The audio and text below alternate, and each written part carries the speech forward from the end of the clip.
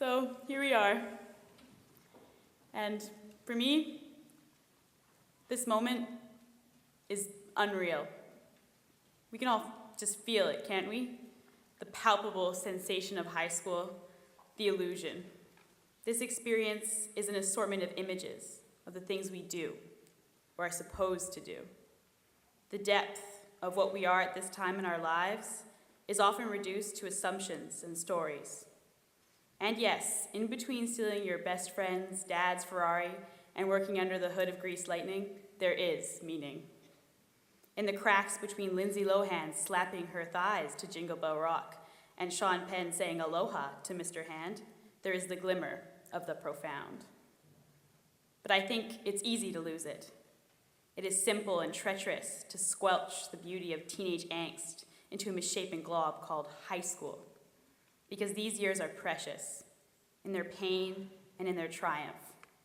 They are overexposed and maybe even overvalued. But regardless, this time holds a truth. Tradition is what holds true at St. Michael's, with brick walls, prefects, and cobblestone walks to uphold it. But the students are the only relics that remain truly timeless, buzzing towards somewhere vague, but hopefully well-stocked with nitrate-rich snacks, expressing the complexities of their inner being through the medium of their own hair. Nothing says, "I'm beautiful," like a complete absence of split ends. And the international symbol for contempt with the world is a dark, sweeping side bang. He has a car. Has the same connotations whether it refers to a Model T Ford or a Lexus. And the ability to properly apply mascara or throw a ball will always substitute for a personality trait in a pinch. But there is the other side of the coin. There are values that cling to SMU students tighter than ivy to schoolhouse. We are a community. I do not deny that SMU lives comfortably inside the word smug, but you have to admit there is something about our school. Something beyond getting a fake ID emblazoned with McLovin. There is a conviction in creating a real change in the lives of the students. There are teachers who treat us with respect, and our parents who put our needs first and love us in that sick, unconditional way I suppose you can't understand until you're in their shoes. To all of you, thank you. I promise we will uphold the values you have taught us as strictly as Miss Waxel upholds silence in the library.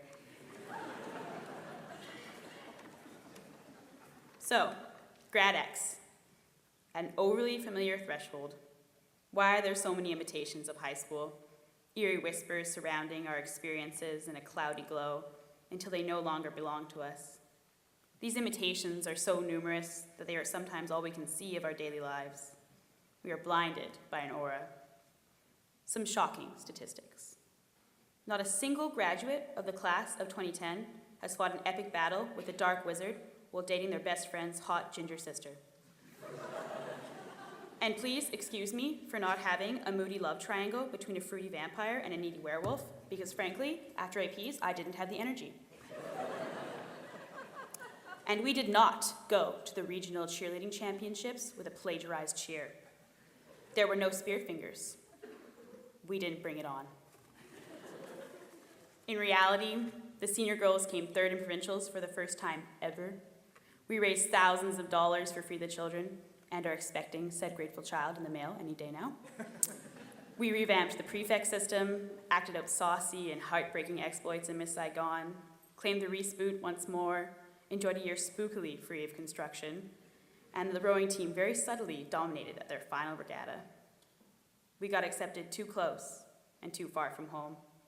We laughed and cried, and it was real, and it meant something, because those stories will always hover, obscuring the sharp tang of the teenage truth. But we will not hover.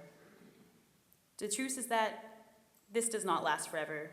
There is no poignant, slow-motion fist raise, and "don't you forget about me" is a futile request.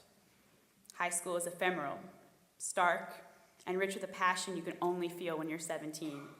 And personally, in terms of high school, as I stand here right now, real or illusion, I can only ask myself the question I asked a few weeks ago in the quad when a seagull relieved itself on my kilt in front of everybody. did that really just happen?